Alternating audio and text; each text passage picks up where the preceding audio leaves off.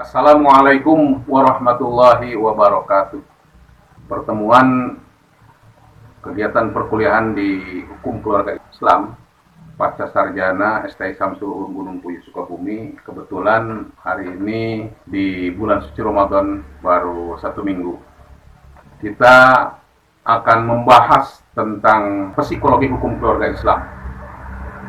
Sebagaimana kita ketahui bahwa psikologi keluarga hukum Islam itu suatu keilmuan yang mempelajari tentang tingkah laku dan proses emosi individu di dalam sebuah lingkungan terkecil yang memiliki hubungan darah atau perkawinan.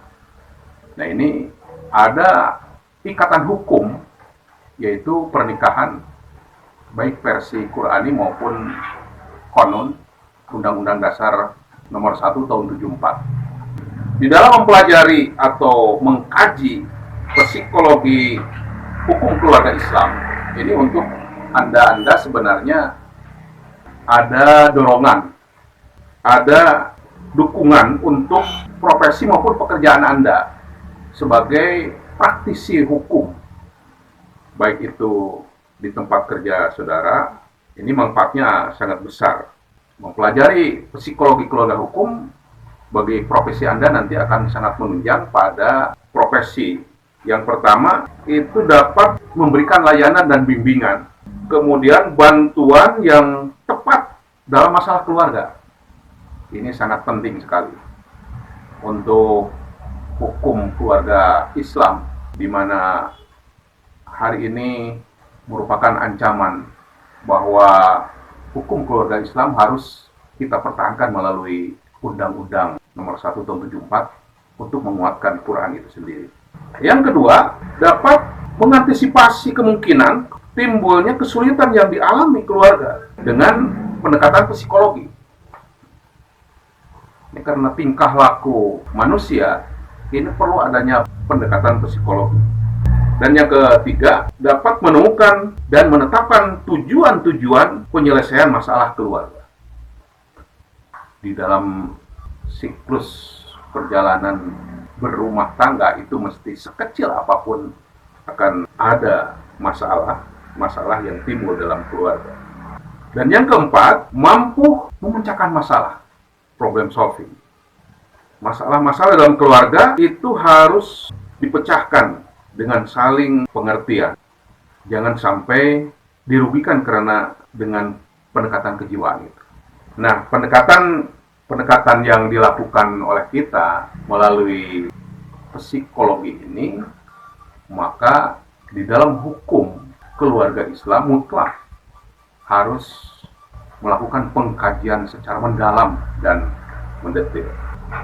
Kemudian bagaimana kita memberikan kontribusi pemikiran bahwa di dalam membangun sebuah keluarga, rumah tangga, itu mencapai tujuan keluarga sakinah, mawaddah warahmah.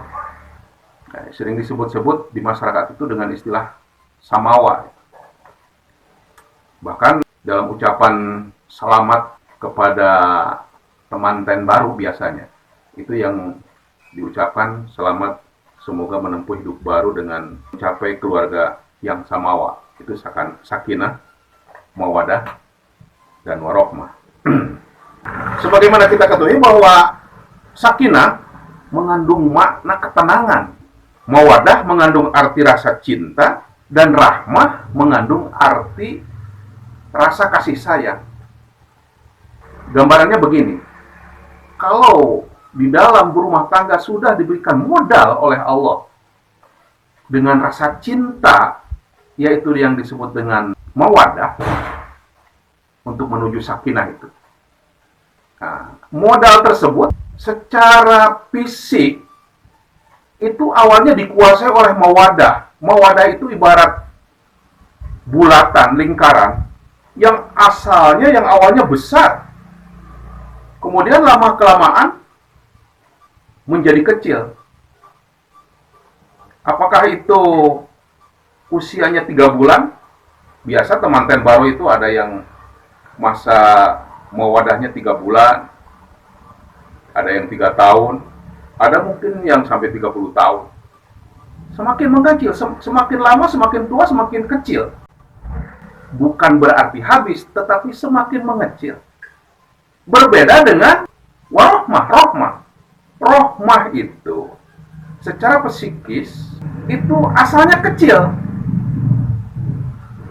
tapi lama-lama semakin usia tambah tua akan semakin besar. Nah, ini bedanya. Maka timbullah kasih sayang.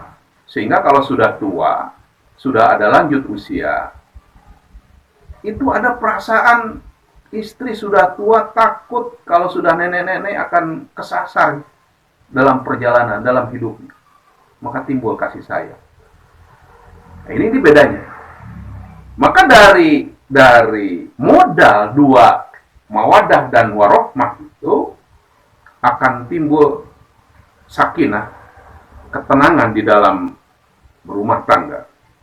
Akan sebagaimana bapak-bapak dan ibu-ibu ketahui bahwa akad nikah itu sebagai pengikat tali perkawinan mempunyai 3 rangkaian ikatan. Sehingga apabila yang pertama putus, ada yang kedua, masih ada yang kedua. Dan andai kata ikatan kedua putus, masih ada yang ketiga. Nah, yang terakhir, kalau ikatan rangkaian ketiganya putus, ya yang terakhir terjadilah tolak. Pengikat pertama mawadah. Mawadah adalah kelapangan dan kekosongan. Maksudnya, kelapangan dada dan kekosongan jiwa dari kehendak buruk. Ia adalah cinta plus yang sejati. Cinta sejati ini. Dengannya cinta yang tampaknya kepatuhan akibat rasa kagum dan hormat pada seseorang. Mawadah tidak datang dengan sendirinya dalam rumah tangga. Ini menurut Fakar ada 6 tahap yang harus dilalui oleh suami istri untuk mencapai kehidupan rumah tangga yang sakinah, dihiasi dengan mawadah warohmah. Yang pertama, tahap bulan madu.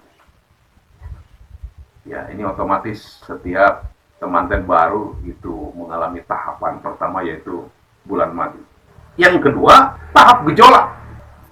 Hati-hati ini, setelah dilalui tahapan bulan madu, ada tahap gejolak. Dan yang ketiga, tahap perundingan dan negosiasi. Tahap perundingan dan negosiasi. Yang keempat, tahap penyelesaian dan integrasi. Dan yang kelima, tahap peningkatan kualitas kasih sayang. Tahap yang keenam adalah tahap pemantapan. Itu tadi disebut dengan pengikat mawadah. Yang kedua adalah pengikatan warohmah. Rohmah adalah kondisi psikologi yang muncul di dalam hati akibat menyaksikan ketidakberdayaan sehingga mendorong yang bersangkutan untuk melakukan pemberdayaan. Rahmah menghasilkan kesabaran, murah hati, tidak cemburu, pemiliknya tidak angkuh, tidak juga pemarah, apalagi pendendam. Ia menutup sesuatu dan sabar menanggung segalanya. Suami dan istri berusaha untuk menciptakan mawadah. Ada kalanya belum terasah dengan baik sehingga mengalami erosi. Disinilah faktor rahmah berperan. Kasih sayang disuburkan dengan kesadaran bahwa tak seorang pun yang sempurna. Saya kira manusia yang sempurna itu hanya Nabi Muhammad SAW dalam membina keluarganya. Kekurangan yang dimiliki istri boleh jadi dimiliki juga oleh suami dalam bentuk lain. Kesadaran yang demikianlah yang dapat memelihara dan menyuburkan kasih. Tetapi kalau putus, nah, jangan putuskan perkawinan kita, karena masih ada pengikatan yang ketiga, yaitu yang harus dipertahankan adalah pengikatan amanah. Dan ini penting ini. Pengikatan ketiga yaitu pengikatan amanah. Istri adalah amanah suami, dan begitupun sebaliknya, suami adalah amanah istri. Tidak mungkin orang tua dan keluarga masing-masing akan merestui perkawinan tanpa adanya rasa percaya dan aman. Demikian pun suami istri tidak akan menjalin hubungan apabila tidak saling merasa aman dan percaya kepada pasangannya. Sebagian besar perkawinan yang gagal itu adalah karena hilangnya amanah, hilangnya iman, dan hilangnya rasa aman. Dan sebaliknya, perkawinan bertahan, artinya perkawinan yang bertahan menghadapi perselisihan, itu karena adanya iman dan takwa. Ini kata kuncinya, keywordnya. Jadi mawadah dan rahmah menghiasi jiwa pasangan suami istri, maka akan terpelihara amanah yang didambakan. Sehingga fondasi rumah tangga kian kukuh dan sendi-sendinya akan semakin tegar.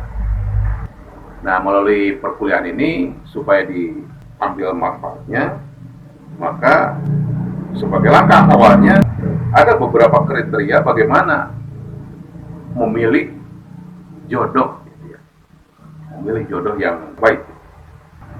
Menurut David Knopf, ada 3 alasan positif mengapa seseorang itu melakukan pernikahan, yaitu emotional security, companionship, desire to be a friend.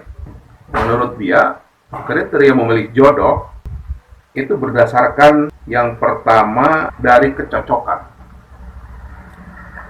yaitu kompatibilitas rekreasi, artinya kecocokan rekreasi.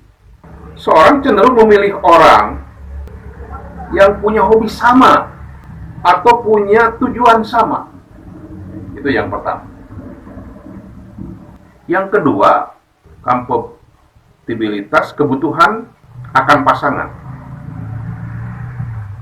saling membutuhkan, saling mengisi. Yang ketiga, kompatibilitas seksual. Nah, ini sudah sangat umum ini ya. Kebutuhan-kebutuhan secara biologis ya, seksual. Keempat, kompatibilitas karir dan cita-cita keluarga.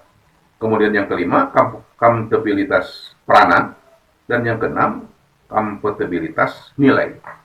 Nilai yang dimaksud di sini adalah nilai agama, ekonomi, dan sosial. Yang ketujuh, komunikasi. Seorang akan memilih pasangan yang nyaman dan nyambung ketika ada komunikasi. Sehingga diajak berkomunikasi itu nyambung. Yang kedelapan, fleksibilitas. Ada kriteria fleksibilitas. Seseorang tidak mungkin sama dengan segala bidang, dalam segala bidang. Karena itu sifat yang lentur dibutuhkan. Dan seseorang cenderung akan memilih orang yang bersikap fleksibel. Dan yang terakhir, yang 9, kriteria menurut David Knopf memilih jodoh yang ideal itu adalah kompatibilitas body clock, yaitu di mana pasangan punya kecocokan kegiatan sehari-hari. Jadi ada 9 kriteria di mana menurut David Knopf itu dalam hal memilih jodoh. Nah, lalu sekarang bagaimana pandangan Islam dalam memilih jodoh tersebut? Sehingga ketika kita memilih jodoh, ada daya magnet, ada daya tarik tersendiri, sehingga kita membuat memilihnya. Sebenarnya ini di samping daya magnet yang lain, tetapi awas, jangan lupa yang paling terpenting adalah yang bagus agamanya. Tankihul mar'ah liarba'in limaliha walihasabiha wajamaliha walidiniha. Ada 4 kriteria. Walaupun dalam hadis tersebut disebutkan wanita, tetapi konteksnya ini sebetulnya juga termasuk untuk laki-laki ini. Sama gitu. Berarti ya keturunannya baik. Kalau wanita ingin mencari suami, kemudian hartanya juga baik, ganteng, tapi agamanya mantap gitu ya. Nah, menurut pandangan Islam, di samping keterangan hadis tersebut, yang dipilih itu kriteria-kriteria yang sangat normatif dan termasuk pemilihan agamanya yang mantap. Itu jangan lupa juga pasangan yang harus sekufu ya. Hal ini penting karena ketika ada jurang pemisah yang sangat jauh, akan terlalu sulit untuk menyatukannya. Walaupun sekufu itu sendiri tidak harus sama, akan sulit berkomunikasi seumpama gadis lulusan S2, sementara calonnya laki-laki yang tingkat pendidikannya hanya baru lulusan SMP. Bukan sangat jauh bagaimana cara mindset berpikirnya. Maka sekufu ini juga penting itu di dalam pandangan Islam. Maka perlu juga ini pembahasan secara mendalam tentang kajian istri ideal dalam pandangan Islam. Dalam pandangan Islam, istri ideal itu adalah istri yang solehah. Nah, itu. Istri yang solehah yang bertanggung jawab dalam segala hal.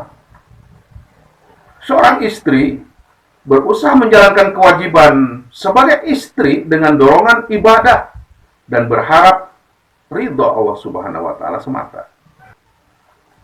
Seperti umpamanya melayani suami, mendidik putra-putrinya dalam hal agama. Kemudian pengembangan dalam ilmu pengetahuan, mendidik pengembangan intelektual, mempelajari akhlak yang mulia, dan menjaga kehormatan keluarga, memelihara harta suaminya, sehingga hati-hati dalam menggunakan keuangan dan membahagiakan suaminya.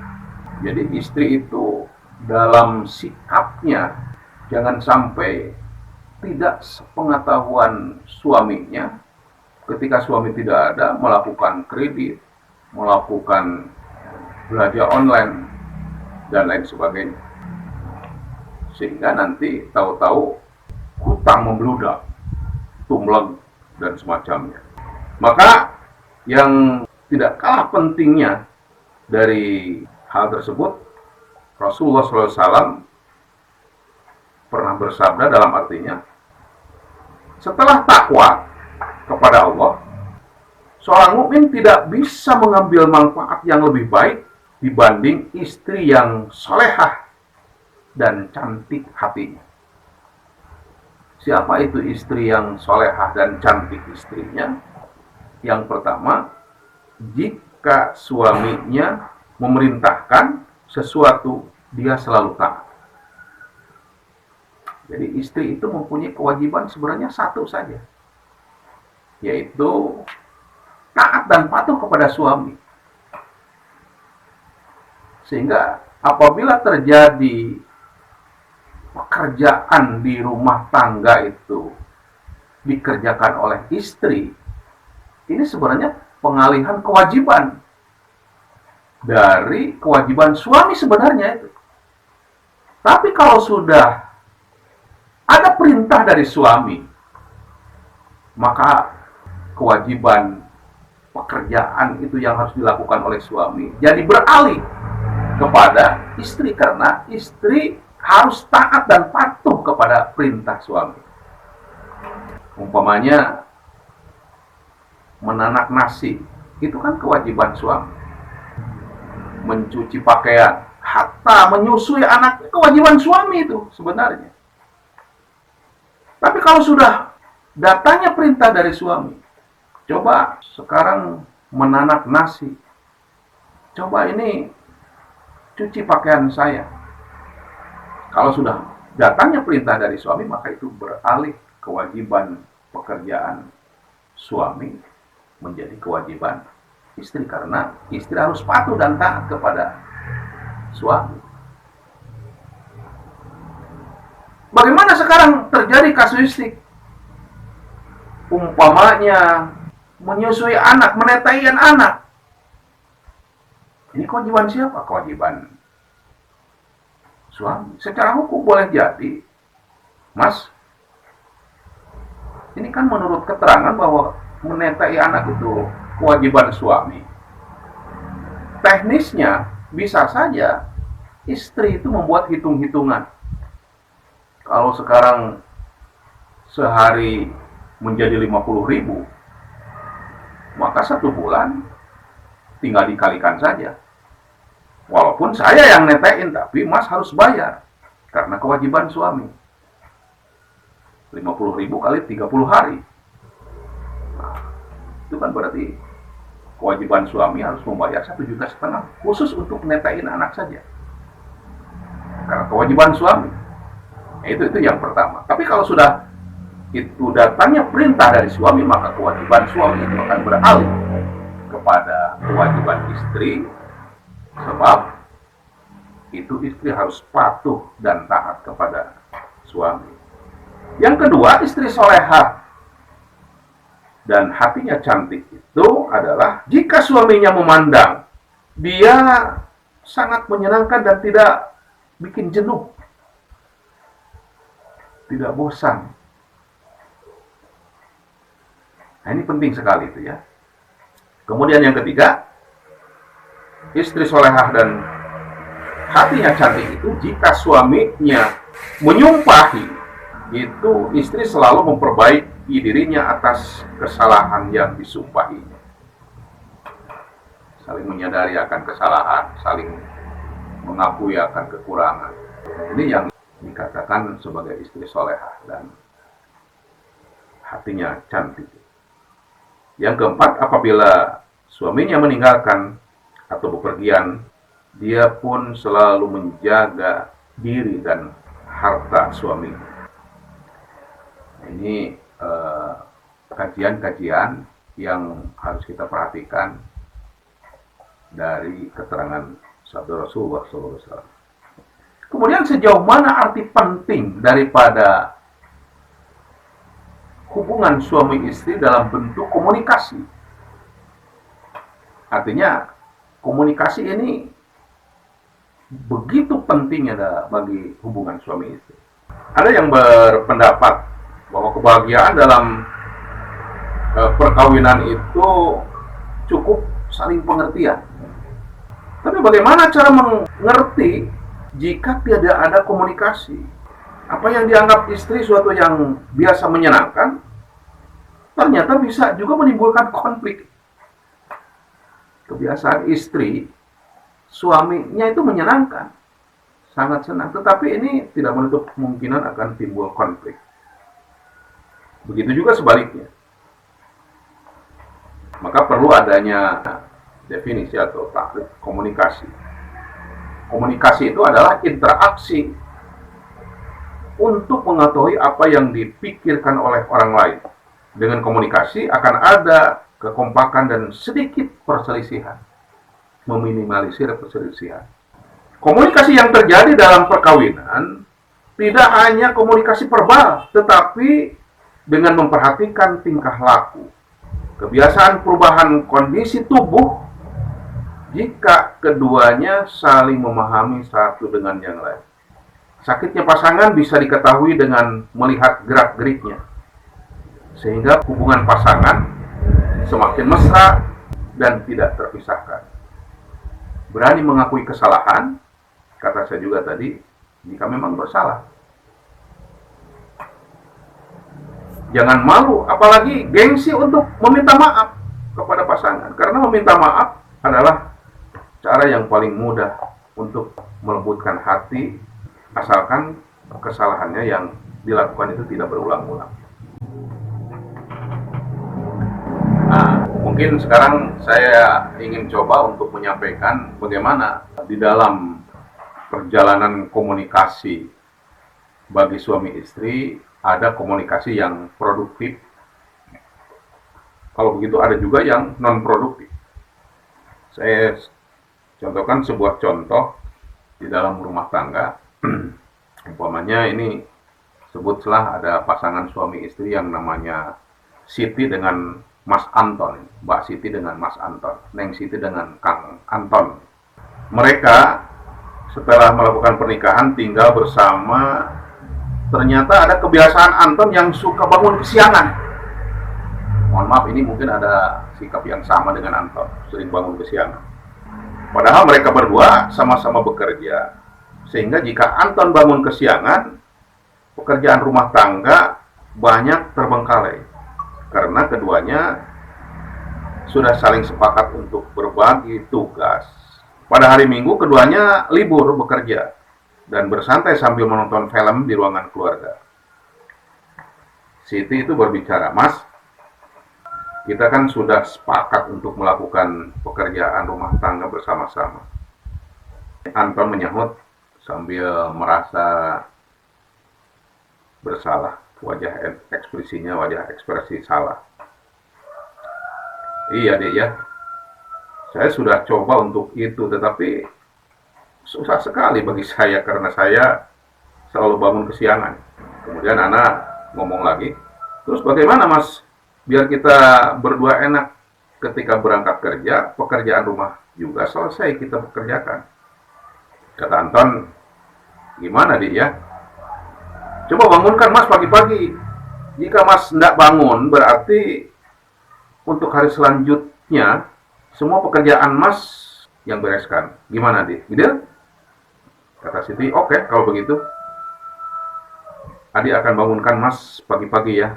Tapi kalau Mas tidak bangun, ingat konsekuensinya. Tapi membangunkannya dengan cara yang manis dan beretika. Umpamanya, jangan sampai membangunkan itu dengan menyemburkan air ketika kita membangunkan kayak bangun sahur itu.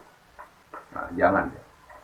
Coba bagaimana membangunkan itu dengan cara hidangan kopi yang panas dan kebulnya itu disuruh dihisap pada hidungnya. Nah, itu kan yang beretika. Akhirnya Anton memanggilnya dengan komitmen, "Oke sayang." Nah, itu kan berarti ada komunikasi yang nyambung, yang produktif. Tapi ada juga ini contoh ya masih komunikasi yang produktif. Ya, umpamanya ada pasangan suami istri, punya kebiasaan suka ngerumpi nih, dan itu ngerumpinya kadang keterlaluan. Pada suatu saat, waktu usai makan siang, suami mencoba untuk mengingatkan. Kata suami ini, "Mah, sudah tidak ikut ngaji lagi nih." Kata istri, "Loh, kenapa Pak? Tumben tanya begitu Pak." Kata suami, "Akhir-akhir ini kebiasaan Mama main ke tetangga dan pulang suka membicarakan orang lain. Dulu waktu kajian pertama, Mama bilang kata Pak Ustadznya tidak baik untuk menggosip gitu." Kata istri, "Itu kan faktanya apa?" Suami mencoba menyahut, "Coba renungkan lagi, Mak. Juga tiada manfaatnya buat kita. Salah-salah nanti malah jadi fitnah loh, Mak." Kemudian istri menyahut dengan sadar, "Astagfirullah. Iya, Pak. Makasih. Mudah-mudahan diingatkan." Jadi kan ada komunikasi yang nyambung. Komunikasi yang sifatnya produktif. Nah, sekarang coba kita perhatikan ada komunikasi yang non produktif. Umpamanya ini ada keluarga yang bernama Arif dan Indah umpamanya ini. Sebagai pasangan suami istri, dalam rumah tangganya itu Arif menjadi tulang punggung, sementara Indah itu menjadi rumah tangga.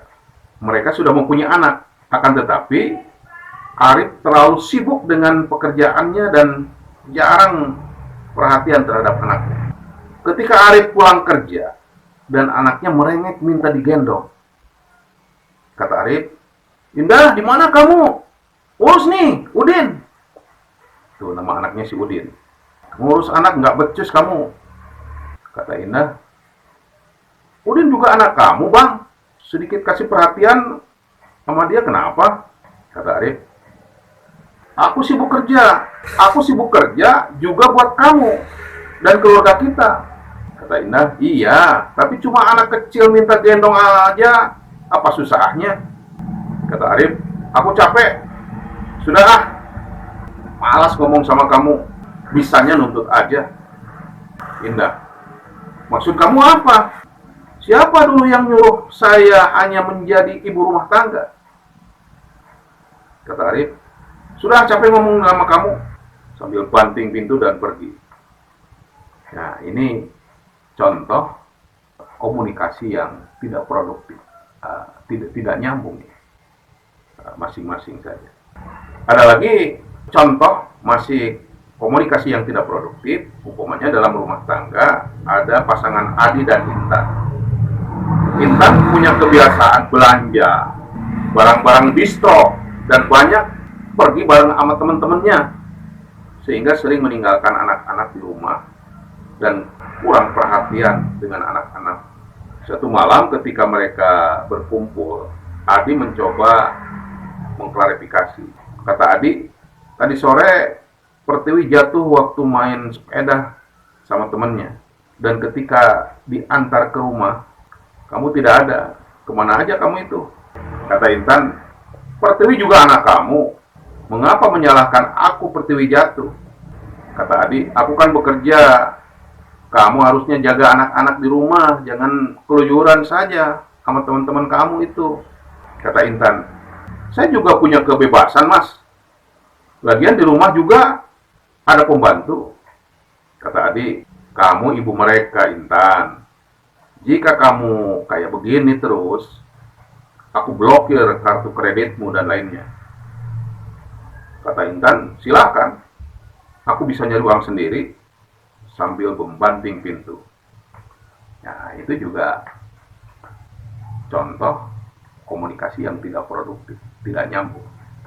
Yang terakhir, kajian saya tentang bagaimana akibat negatif dari terjadinya perceraian, terutama pada anak. Seorang yang mengalami perceraian akan mengalami dampak yang terjadi pada diri sendiri, seperti kerugian, ketidakbahagiaan, depresi, putus asa, dan kesepian. Hal ini juga akan dialami oleh anak-anak pasangan kita. Perceraian mereka akan mendapatkan dampak yang pertama, anak-anak sering menyesali diri karena perceraian orang tua. Anak usia 8-18 tahun, anak usia 3-18 tahun, perceraian adalah bukan hal yang biasa, sehingga berdampak terhadap psikologisnya. Pengaruh dari orang tua asuh yang terkadang tidak mengajari bagaimana seharusnya anak-anak mensikapi perceraian orang tua. Yang keempat, anak dilarang untuk berhubungan dengan mantan istri atau mantan suaminya dan keluarganya karena mencoba menghukum mantan pasangan, sehingga akses anak-anak terhadap keluarga ayah atau ibunya dibatasi. Yang kelima, anak menjadi hanya mempunyai orang tua tunggal. Terkadang mengikuti ibu, terkadang juga mengikuti ayah. Atau anak-anak akan menjadi punya keluarga tiri lantaran ayah dan ibunya menikah lagi. Hal ini